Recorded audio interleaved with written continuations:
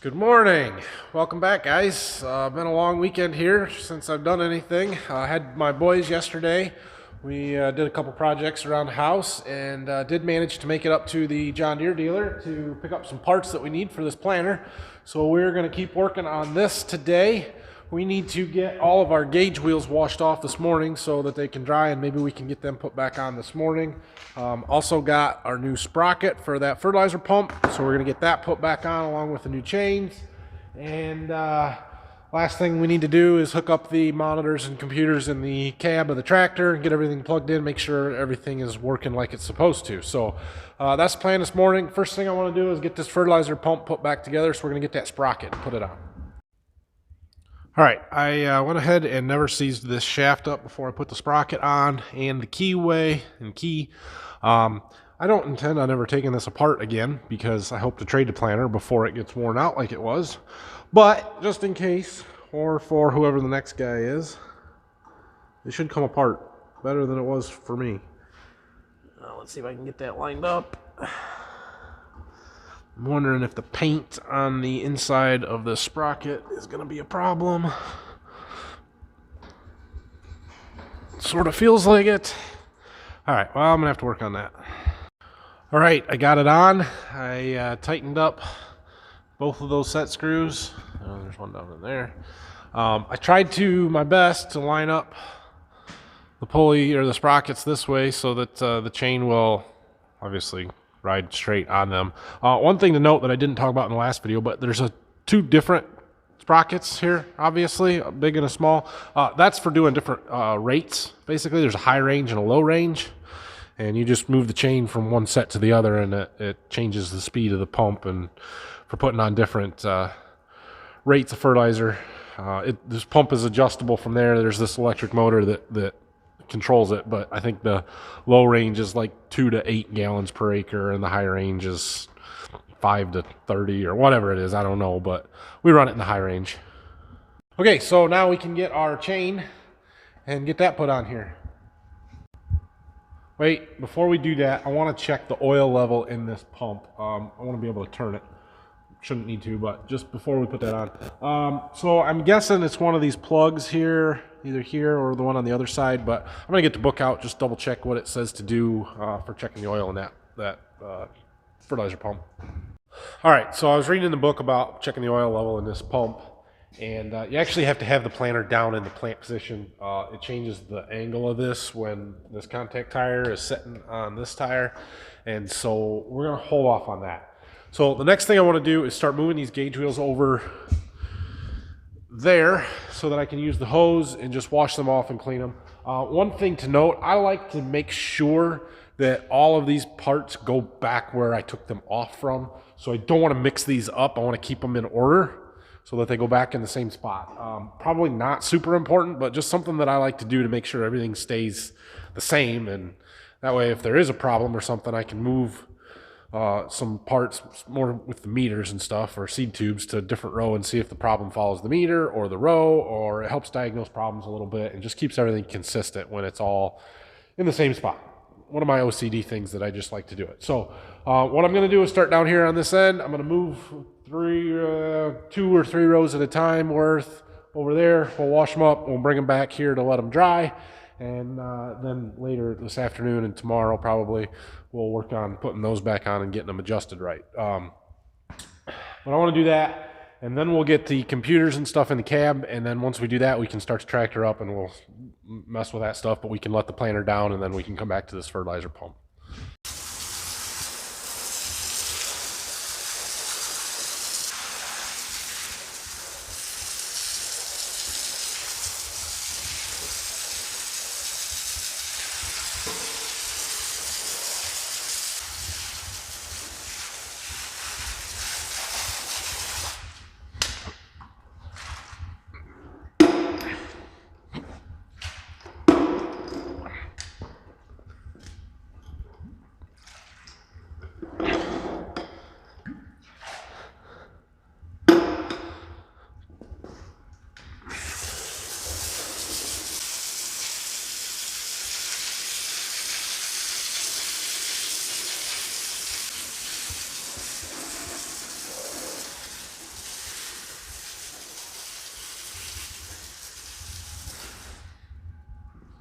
All right.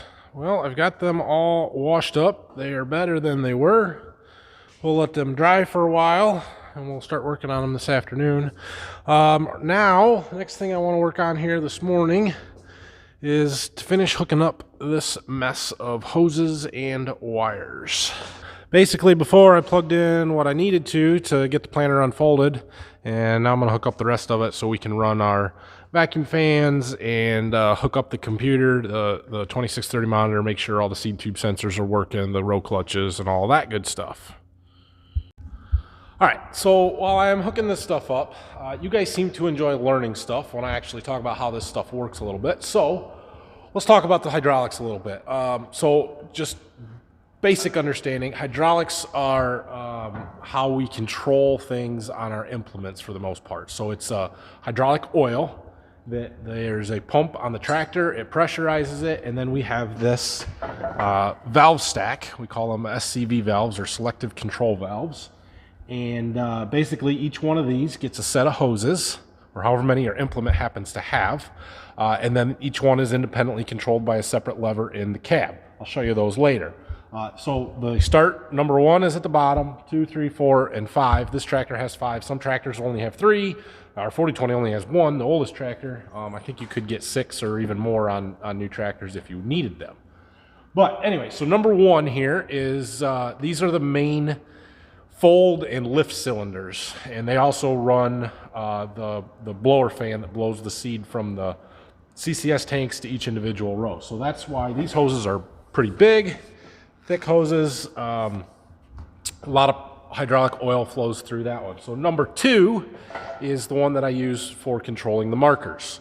Markers are that arm on the end of the planter that folds out to mark the next pass. I don't use them much because I use the GPS, but sometimes it is nice to have when you're working around woods or a curve or something, and it's easier than setting up the line.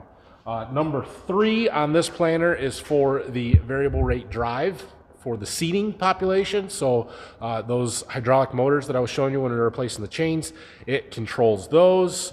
And then 4 and 5 are for the vacuum fans. So these fans right here, there's one on each side. They're on separate SCVs so that we can control them independently, and I can adjust the oil flow to them to turn the fan, make the fans run faster or slower, to turn the vacuum up and down. So we've got to get those plugged into there. I do label my hoses. I don't know if you can see that on there, but like this one says 4R, so it goes in number 4 on the right side. We go in there. Yeah, so I'm going to get those hooked up, and then we'll talk about electrical stuff. Okay, so there's all of our hydraulic connections all hooked up.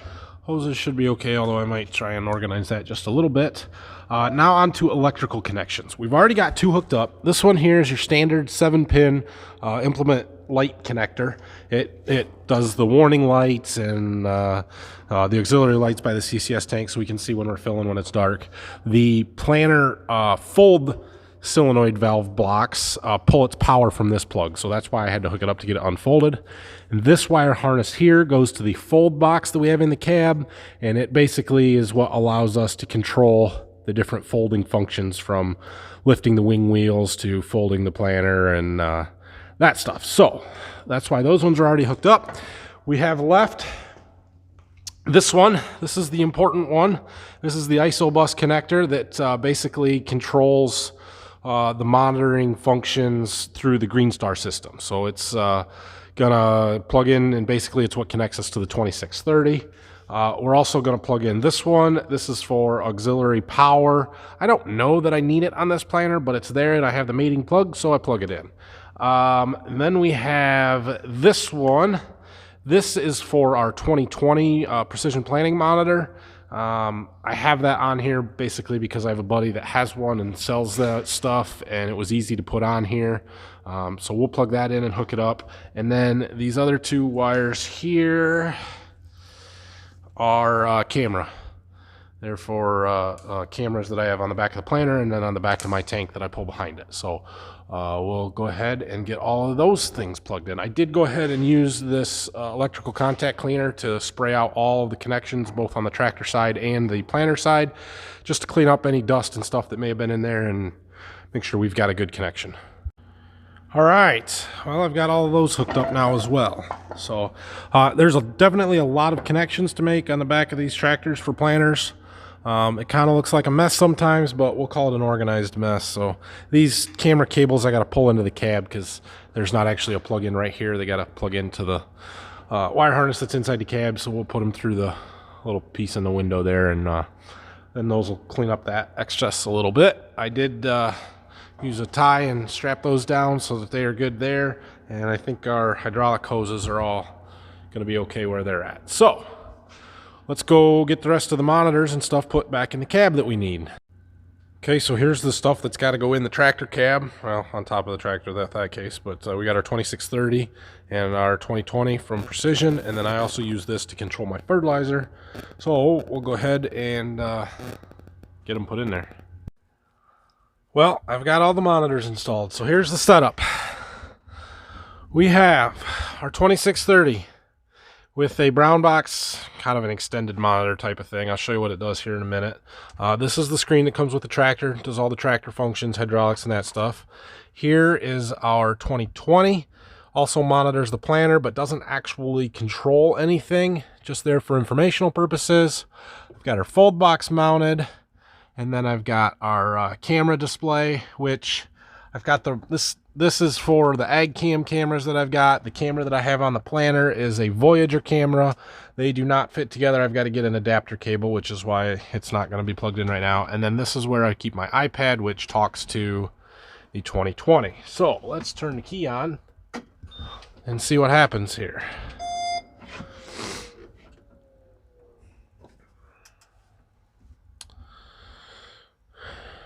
Good thing I got new batteries to run all this stuff, right? Okay, I've got everything booted up. Seems to be working, which is good. So this is our kind of our basic planter monitor. Each one of these bars here represents a row, and basically right now it's reading population. Clearly we're not planting anything, so that's showing the bars are red. When we get into the field this spring, I'll show you how all this stuff works. Obviously, it's hard to do here in the shop, but basically we have what we call SeedStar XP monitor on this planter.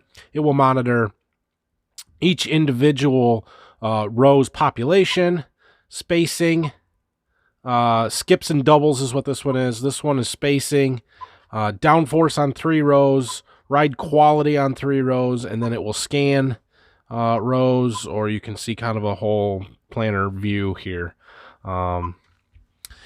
Yeah, so that's what that is. There are a couple of tests that we can run. Row clutch self-test, which I did. They're all working. Seed tube sensors are all operational, so that is good. We've got nothing wrong with any of those. This display over here only does fertilizer. It is basically here so that I can push this button and pick which rate of fertilizer I want to apply, or this JD Office one, F, is to do the variable rate and follow the prescription maps that I made. We do have to get all that stuff loaded into here. We'll get to that.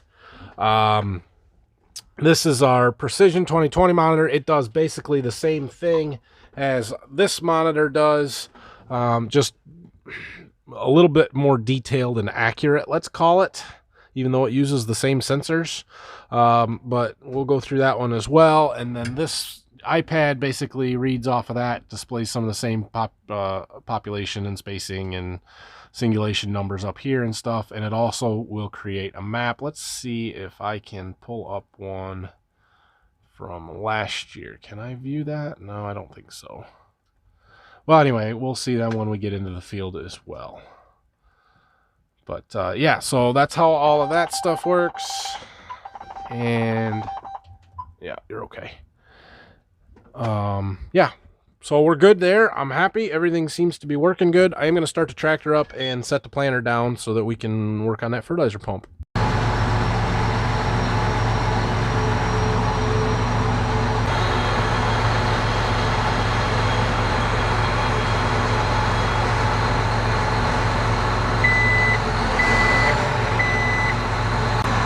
All right, planter is where I want it. Shut the tractor off, which shuts down most all of our displays. It does not like it when it loses power, but it's okay.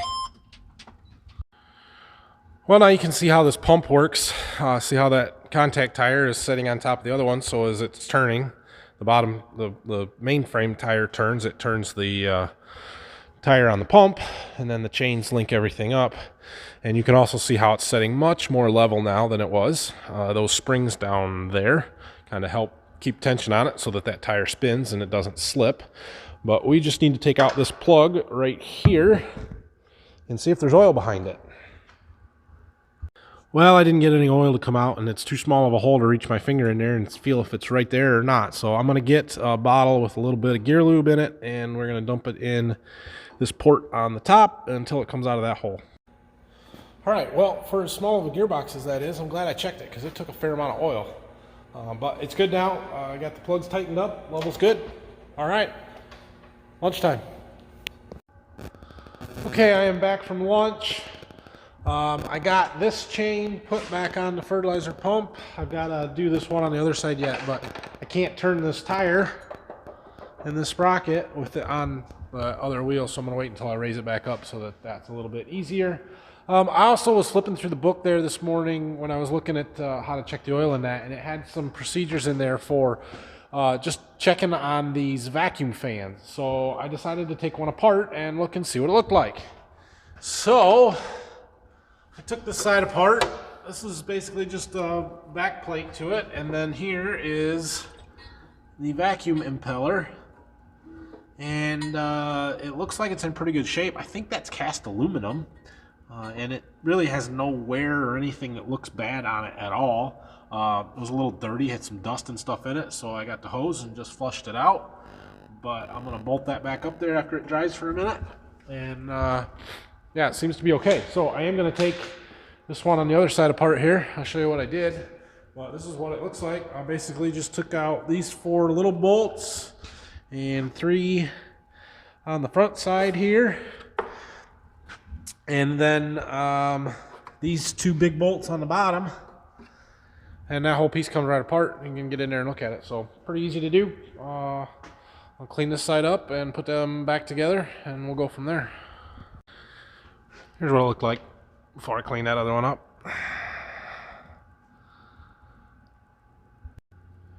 Both of those vac fans are back together here. There's one other thing I wanted to check while I've got this sitting down here. I've got these no-till coolers on this planter, which is this one right here. And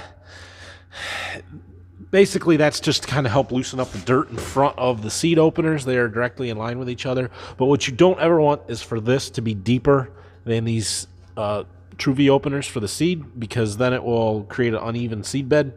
And so I just want to go through and check them all. There should be about 1/4 of an inch to 1/2 an inch of a gap between the concrete and this blade right now, because this is sitting on the ground. So I'm going to go through and check all those.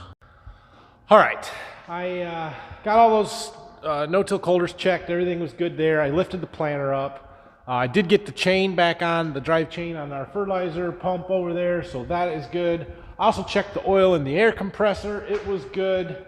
So just a few little odds and ends things here I was trying to finish up. We got to get these gauge wheels back on. That's the next big thing, and the last thing really that we've got to do to the planter. Well, put them on and then grease it. We got to grease the whole thing. So we're about done. I'm not going to start that tonight because it's after 4 and I don't feel like it. So we'll work on those tomorrow. We should get this done tomorrow. I don't know if we'll get it out of the shop, but we should get done with it tomorrow. So that's good. Before I wrap up things tonight, one last thing, and I know this video is probably getting long, but if you watch the news at all in the last day or two here, you'll notice that one of the political presidential candidates has said some negative things about farmers, or somewhat negative things, I guess. I don't want to get political on this channel very much, but I do want to address the backlash that has happened to this guy, right? So one of the Democrat candidates basically told us that you can teach anybody how to be a farmer. You dig a hole, put a seed in it, cover it up, put water on, and corn comes up, right? Yeah. Well, look, I get it. I realize that it sounds terrible, but technically he's not wrong, and it's not that big a deal, guys. He said these things 4 years ago. The guy stands little chance, if any, of winning anything anyway, so who cares? Just let it go. Don't make it a bigger deal than it has to be, all right? I saw somebody on Facebook today posted something about how mad they were and stuff, and they're like, well, I'll bring him here. I'll teach him how to pick stones and bale hay. Well, those don't exactly require a lot of intelligence either, so that's not real helpful to the cause here of making farmers sound intelligent, is it? Now, you want to show them the prescription maps that I've been making, or how to run all the computers in this tractor, or the best comment that I read, somebody said was, yeah, anybody can grow corn, and if that's your definition of a farmer, sure, anybody can do it. It doesn't take that much intelligence. Doing that and making a profit while doing it is a whole nother ballgame, and that's probably true. So let it go, guys. Not a big deal.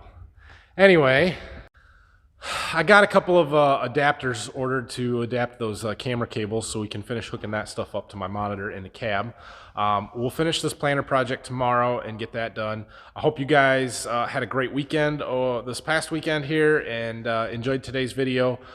Leave me questions and comments down below. I appreciate it if you would hit the subscribe button if you haven't already, like my video, and let me know what else you guys want to see. I don't know what our next project's going to be after we get the planter out here. We'll figure that out later this week, I guess. But yeah, we'll keep moving on stuff. We're way ahead of schedule. That is a good thing. And yeah, maybe we can find time for a fun project in here sometime yet this winter. So have a great night, guys. Like I said, like and subscribe. We will see you tomorrow.